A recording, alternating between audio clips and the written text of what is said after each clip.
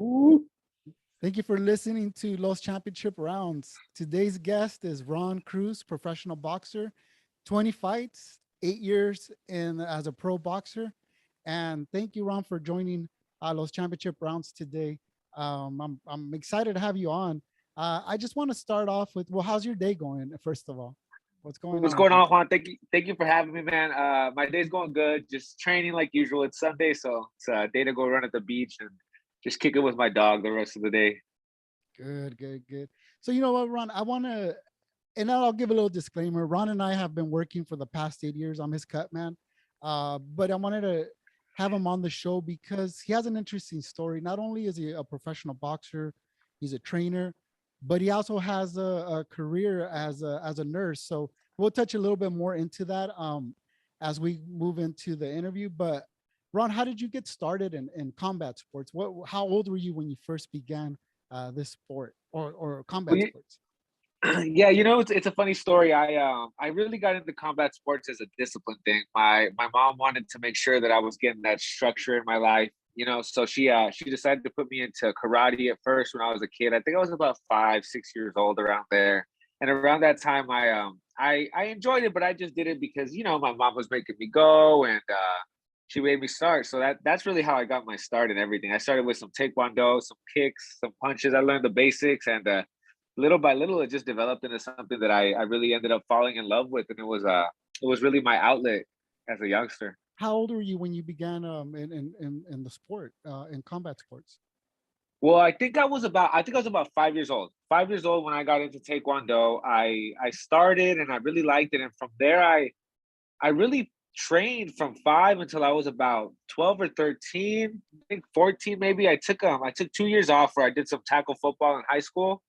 And then I realized that combat sports is really my niche. I didn't really enjoy the team aspect of football, and kind of hated it actually. I hated the fact that I had to depend on other people to get any kind of recognition. So then I decided that my sophomore year was my last year playing tackle football, and I would return to combat sports. And I ended up making my way back to Muay Thai, and I found a gym that I really loved, and the rest is history, man. I just started. I think I was about 16 when I went back, and then I'm 30 now, so we've just been going, grinding, grinding. So Muay Thai was kind of where you pretty much fell in love with the a one-on-one sport. Yeah. So what was it about Muay Thai that got you so like into it? What was it? Well, I always tell the story that when I was a kid, I think this is right before I started playing the tackle football. I was a kid, and my mom was taking me to a few different schools, and we ended up at this school, Victory in North Hollywood, and it was a ninjutsu school. So these guys used to use like swords, and they would practice with nunchucks, et cetera, et cetera. Even though I was a kid, I still wanted to know that if I was learning something, that I would really be able to defend myself. So I remember going into this, right? And I'm being a little smart ass as a 13-year-old, asking the coach all kinds of questions like, why do you guys do this? How am I going to do that? Like, if I get jumped in an alley, where am I going to pull out the nunchucks from? Like trying to get a gist of Yeah. like what you're trying to teach me. And he ends up giving me some garbage, like some garbage responses. And I was like, you know what? This isn't it. Long story short, my mom takes me to this Muay Thai gym. It's the first Muay Thai gym in America. It's called Muay Thai Academy, right? So I get there as a kid, and I remember walking. I'll never forget the moment I walked in there. I walk in, and it reeked of sweat. It was just like it reeked of sweat, ass, feet, all of the above. But Yeah. what I remember hearing is coming in, and you could hear these guys just like shirtless, sweaty dudes just kicking the bags. Like you could hear the kicks like resonating through the gym, and I remember just being like in awe of this and thinking like, man, this is real. Like if I'm gonna fight, I want to know how to use those weapons. I want to be able to fight like these guys are fighting, and I became obsessed with it ever since then. And that was really my start in Muay Thai right there. And the moment I came back after I played football, as soon as I came back into Muay Thai, I was obsessed with fighting. It had just become something that I wanted to that became my ultimate goal in life, is just to be a professional fighter. I wasn't sure what it would do or what it would entail, but I felt like that was my dream. Since I was about 15, I decided like that's the one thing I could say that I would do, and I wouldn't feel like I'm working. Yes, yes. And you had a pretty good amateur Muay Thai career. Tell us a little bit about that. When did you first start, and where did that amateur career take you? Because you've been to some of the biggest Muay Thai events. So tell us a little bit about that. Yeah, so it's funny because as we're talking now, you've been my cup man for a long time, and I went from Muay Thai to boxing, but Muay Thai was really like I tell people, I joke around. I say that's my long lost love, right? It's the love you never forget about because I remember being in that sport, and I was just blessed to get really good opportunities, and I would say I was gifted. I was gifted in the way that I could fight Muay Thai. It's something that I really loved. I really studied. I really immersed myself into, and I was lucky enough to fight at some venues. I fought at the Hard Rock in Vegas. I fought at the Forum.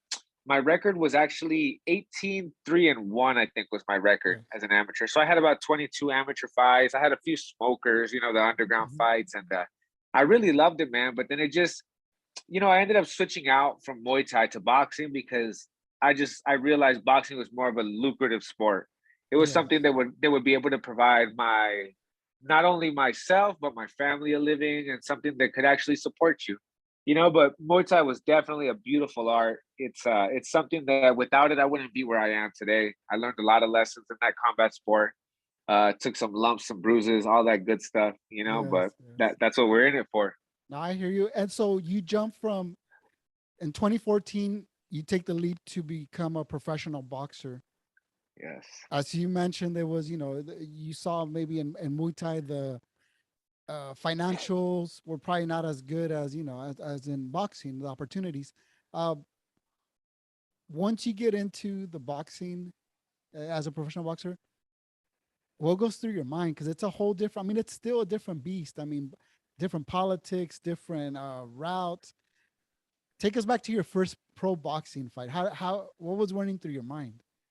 You know what, man? It's funny because I tell people all the time that I just I don't know how to explain. Okay, yeah, well I do. I just don't want to sound cocky, but in my Yeah. mind, I don't I don't see how something that I really want to accomplish can't come to fruition, right? So I never thought of I always knew that no matter what path I took in combat sports, that I would be able to achieve whatever I really wanted to achieve. I think it really had to do with my desire. So when I was switching over to boxing, I never really second guessed myself. I never questioned myself if I had the abilities or if I would be able to get away with this or that. All I know is that we're going to put on gloves and we're going to fight, and a fight's a fight. So once we're in Yes. there, I mean, once I hit you in the mouth, we're going to find out what you're made of. Once you crack me, you're going to see what I'm made of, and then we're going to find out. But of course, as the sport long and as my career started to develop, I started realizing that there's so many levels to boxing. Yes. Boxing isn't just a fight; it's a technical battle. Mental, physical, spiritual, all that stuff. So it was a really eye opening experience. That's for sure. And like you said, there's levels. There's a process to it. I know you fought a lot of. I mean, you started off your four rounders.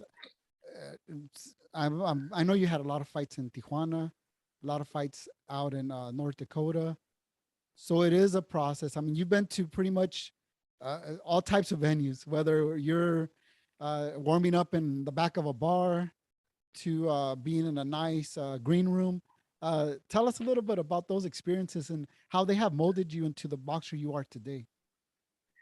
You know what? I really love fighting and boxing and all combat sports because I feel like it translates bigger than the sport itself, right? I think these are lessons that we take from boxing itself and we get to transition them over to our lives.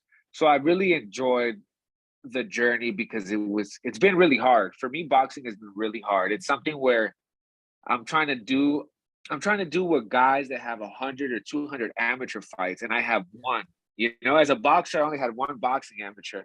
These guys are guys that have like tried to go to the Olympics or they've been to the Olympics. The guys that I'm trying to fight right now are guys that have done it all in boxing. They've been there 150 times, 200 times. I've never been there. So for me, the road was a lot harder. I had Yes. to take the hard way up in boxing. So I've had to, most of my experiences come as a professional. Yeah. And I fought like you mentioned. We've been in some Mhm. bars and rinky dinky bars. We've been in some nice venues. We've been taken care of. We've had some hard fights. We've had some good fights. But the lessons you get out of every fight is just it's a beautiful thing. It's a beautiful thing. And I appreciate the opportunity to chase my dream every chance that I get to go out there and chase it. So besides all the stuff, like some things, some fights are harder than others, some camps are harder than others, some venues are shittier than others, right? But in the end, it's all about that journey. It's all about all those little, those stumbles, those hard times. I think those times are the most, the things you'll remember the most in the end. Yes, yes. And one thing I notice about you is that you are who you are. I mean, you don't you don't have two different personas as far as the fans are seeing Ron Cruz. So I see that connection when we've been out in venues, how the fans really connect with you. Uh that I know that's an important thing for you, but how did you get to that point where where you understood that how the fans play such a big role in a boxer's career? Well, you know what? Honestly, it's just I like to be myself. I like to be honest. I like to be really open about things. And you know me, sometimes I share a little too much of myself with people. And I might not know them, but it's I really like to make feel people feel welcome. Yes, And if you've made the effort to come out and watch me fight and you're here, I feel like I should reciprocate the effort as a fighter. You came out and you supported me. The least I could do is come and say hi, hang out, you know what I'm saying? Spend a couple minutes, take some pictures, meet your kids. Like that's I feel like that's the least that I could do as far as being a fighter, and it's really to me it's an enjoyable thing for people to recognize what you do, right? We dedicate our lives to this sport. I mean, I've spent the majority of my life fighting, right? Trying to get to these points, and you couldn't get to these points without your fans. If exactly. you don't sell tickets, you can't get here. And you're someone that knows that. You've been on some of the biggest stages yourself. So it's the people that really make the fighter, right? And I think that giving people a little bit of time and an ear or a couple minutes, I Yeah. think that's the least that I could do as a fighter, Yeah, no, no, no. I definitely agree, and I see it. I mean, the fans really connect with you, so that's a big. I think sometimes professionals or anybody in this entertainment bit, because it is entertainment. At the end of the day, we're in the entertainment Yeah, business. It doesn't take a lot to make somebody's day, like you said, take a picture, things like that. I mean, it's great, and I see that in you, and that's a great how can I say it? It's just good on your part, that you do that. A lot of appreciate people that. may not know this, but I mean, you're a nurse, by profession. Yeah, So taking a leap, I mean, you do well, in that profession, you do well, but your goal and your dream is to become champion of the world. I'm sure that's what your goal is. So how does one transition into the other, and tell us a little bit more about that, because I know a little bit of that story from you being a nurse, but I mean, to turn it on from being compassionate, having empathy for your patients, for the people you work with, the people you care for, how do you turn that switch to become El Diablo in the ring, where you're just, you go out there and you're vicious, you have a goal, and the goal is to get through that opponent so that you can get to the next level. Tell us about that, Ron.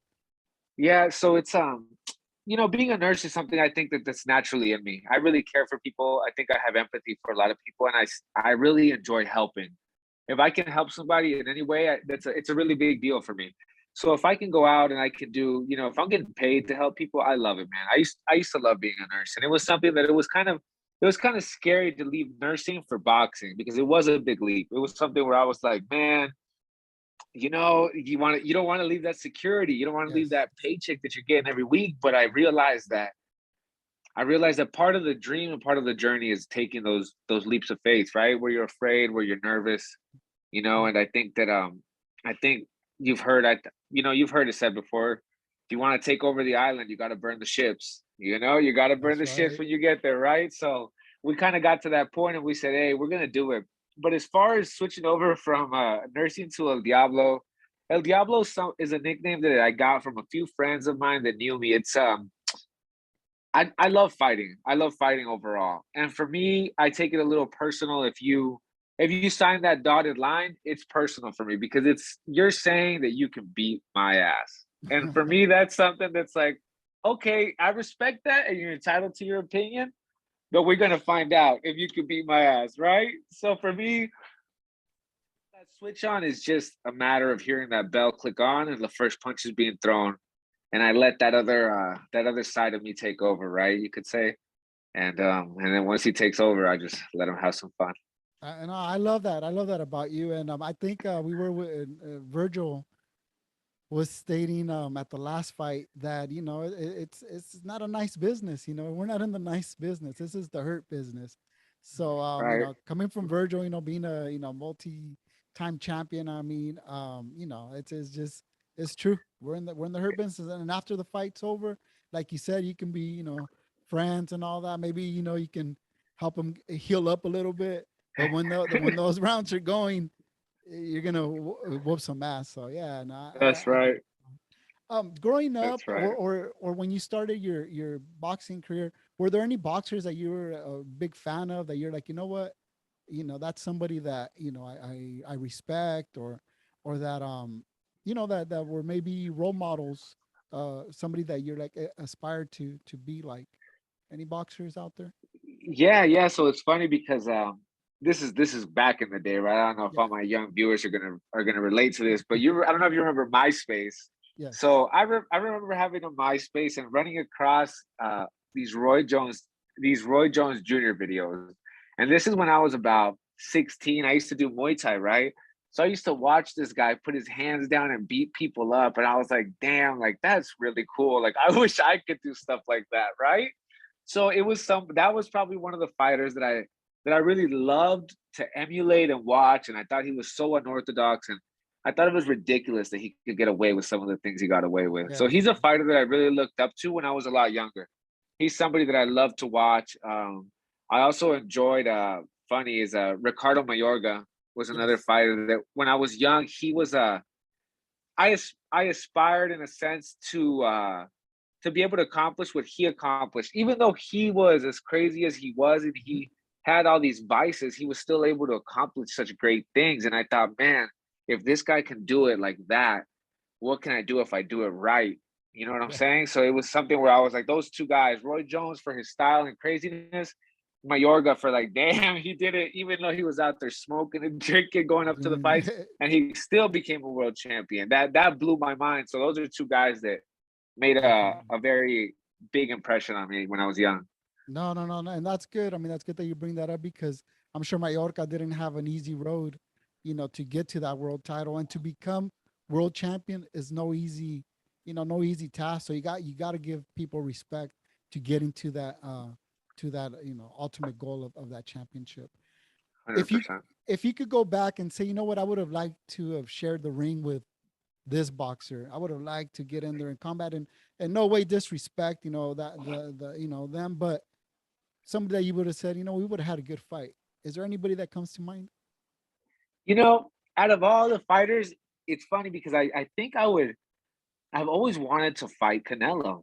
I think he's one of the greatest fighters alive right now, pound for pound. And I think that's somebody that I think all of us as fighters aspire to measure ourselves against the best, right? You have Right. to measure yourself against the echelon, right? The top echelon of the sport, so you can see where you fall.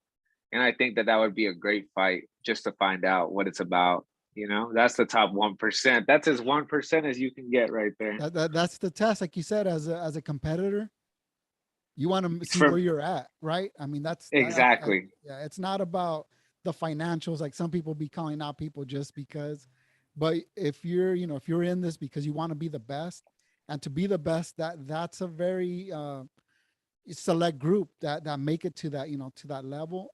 You have to test yourself, you know. 100%. So Yeah, I've always told everybody that that's my dream. All I want to do is find out where I if I can accomplish the things I believe I can accomplish. I want to see if I'm as good as I think I am. And the only way to find that out is to fight the best. that's right. No, no, I Yeah. totally agree with you. What does 2022 have in store for you? What are your goals for this year? I mean, we just started the year, but I know that we've talked and we have you have some goals. What tell us a little about what's going to happen or what you hope will happen in 2022 for Ron Cruz. What I hope and know deep down in my soul is that this is the year we get on TV. We're gonna get a big fight this year. I've gotten a couple calls for some top 10 guys, so I know that this is the year that we're gonna get that right opportunity that we've been waiting for and looking for. I'm just healing up from my last camp. I had a little injury, so set me back a little bit. But right now we're hitting the ground running, and I'm excited to see what offers fall on our plate. You know. No, no, no. That's good, and that's a great way to look at it because the year's young, and there's a lot of, like you said, the calls are coming. You're top 20 in the U.S., one of the best fighters in the world. So I'm sure those calls, will continue to come, and you'll get there. You'll get there. That's no doubt about that. Thank you, Juan. We're gonna get there, baby. Yes, yes. And if you had three fights this year out of those top 10, 154 pounders, who would be your number one, two, and three for the year? Of course, Charlo, because he's a world title contender. Or he's not a contender, excuse me. He's a champ, right? Yes. Charlo has the belts, and he's one. Brian Castano would be the other because he has the other belt. Mhm. And then someone else I've been looking at for a bit in my weight class is Fandora. He's somebody that I like because I think he's an awkward fight. He's tall, he's long, he's young. I think that would be a great test, a great way to test myself to see if I'm ready for the big dogs. So That's that's a fight that I'm looking forward to make happen this year, and I think it's going to happen this year. good, good, good. No, no, those are good. Yeah, those are good quality. Well, you got a champion and then quality opponents in the other two. So no, that's great. Any I know family's important to you. I've worked with you. What keeps you focused, for these goals and for I mean your number one goal is to become champion, but what keeps you that energy, that fire in you to continue? I always try to remind myself why I started the journey I started, right? Before it became about belts, before it became about money, before it became about fame or fighting number one contenders, it was all about the dream, about loving fighting and about getting an opportunity to do something that you love. So for me, when I some days I feel down or some days I feel like, God damn, like I don't want to get up. I'm not trying to go run 10 miles right now. I'm not trying to eat chicken for the 15th time this week. I remind myself like, hey, you know what? We sacrificed pretty much our whole life to get to this point, and it would be quite a waste to just let it all slip away just because we're kind of tired, just because we don't want to get up. Correct. So every day I remind myself like we're so close. I tell myself you're close, champ. Just keep going. Just That's keep it. going. One foot in front of the other. We just got to keep going, man, till we get to that big opportunity and we find out what we're made of. Yes, yes. No, no, no. That's right. You got to keep pushing yourself because a lot of times I think we create our own roadblocks, our own mental blocks that prevent us from getting to the next level. From getting, so no, no, no, those are totally great, great points you bring up. Any shout outs, sponsors that you want to shout out? Yeah. I Yeah. got I got a few. I got a few. Let me see. First of all, I'd love to shout out my coach, my main man, Edgar Ponce at 818 Boxing. He's helped me hold it down from the jump. I couldn't be where I am right now without Edgar. Edgar's a staple in my camp. He's somebody that I would die for. He's a great man. He's a great coach, father figure for me. He's someone I really love. A1A Boxing, where I train out of. That's my jam. I'd love to give a shout out to Papa Juan's and Hanzo Sushi, owned by a good friend of mine, a good longtime sponsor as well. He's somebody who's been a part of the team for a while now. Another sponsor I'd love to shout out is Friends and Family Automotive. They're out in Canoga Park. Another great group of people that take care of me. And last but not least, I'd love to give a shout out to Cutman for Hire, man, because you're Thank the you, man. Ron. I really appreciate you, Juan, and it's been a great journey. It's been a great, pleasant journey with you. You're an awesome man. You're an awesome cut man, husband, father, all of the above, and it's great to have you as a friend. No, thank you, Ron. And this likewise. I mean, I got, and this is your interview, but thank you for that. You get to a point where you can pick and choose who you work with, and I love working with you. You become family. We are family. We're at that point where if you needed something, I'm there for you, and I think we're at that level, man. It's just it's great. It's a great feeling. Um, we're almost done with the interview, but any where can people find you? social media, Instagram? Where can they reach out to you? Yeah, if you two ways to find me. Hashtag Ron Cruz. You'll find me all over social media, or you can look me up on Instagram, Ronald underscore Cruz underscore. Real simple, real basic. So you'll find me there. Easy money. And if you could give a youngster, that 13-year-old, that 12, 13, 14-year-old that's starting off, their career, maybe they're training Muay Thai, boxing, you can give them any tips, what would you tell them? I think the biggest tip that I could give anybody, and that's something that I'm always going to tell all these youngsters, is don't give up and just keep going. Decide what you want and just go for it. You're always going to have people that are trying to, even out of love, people are going to try to guide you a different way than what you're dreaming of, because usually dreams sound crazy. Yeah. But I think you got to go for it. I never thought I'd be training with Mike Tyson. I never thought I'd be getting paid hundreds of dollars to go spar these world champions, and then here you are. You're getting calls to like live your dream. And if I would have listened to all the people that told me I couldn't do it, I wouldn't be here. So I got to tell the youngsters, just keep going, baby. You believe in it and ride it out till the wheels fall off, baby. That's right. That's right. No, you're right. I mean, people sometimes try to discourage. They don't see the dream, but you can't. You got to keep moving forward and live your dream. It's your dream, not theirs. So you got to do that. You That's know what? We're right. gonna end up. I have something called. Let me get this Get this out here. It's called 12 rounds in 60 seconds. So Oh, basically, it's well. 12 questions. Just blast them off. You just give me the first answer that comes to your to your mind. All right, just All right, let's do it. let's All have right. fun with this. All right, let's It have get me fun. nervous. All right, No, get no, it, no. get it. Okay, okay. Okay, here we go. All right. Yep, Favorite yep. fight movie: Southpaw. tacos or burritos? Ooh. Breakfast or lunch? Ooh. Let's go. Tacos, tacos. Dream car. Any dream cars? Bentley, Bentley. Bentley. Okay. Yeah. Okay. WBC, IBF, WBA, or WBO? Oh, come on, Juan. The WBC, baby. That's what we gotta go with. All right. Guilty pleasure. Something that you do just, Guilty pleasure is McDonald's. My all-time love, McDonald's. favorite movie? Favorite movie is Zoolander with Ben Stiller. Dog or cat? Dog. Arena you 100% would dog. like to perform in? My dream arena is the MGM Grand. Always wanted to perform there for whatever reason. Favorite music? Favorite music, hip hop, or Ariana Best Grande. best walkout song. Ooh, best walkout song. Um, Russ flute song.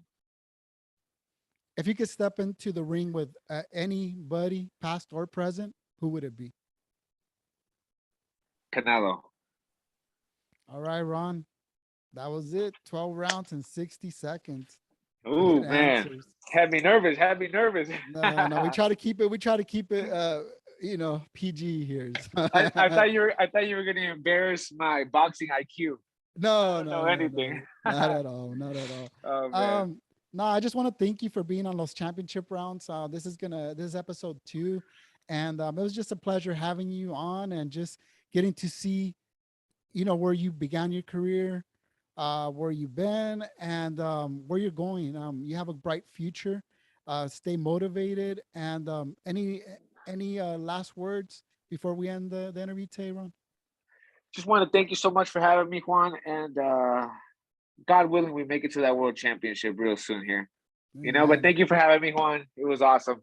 Can't wait for the Thank you, next one. thank you, and I want to thank our listeners for listening to Los Championship Rounds, and stay tuned for the next one. Thank you, Ron. Have a good one. Yes, sir. Thank you, everybody.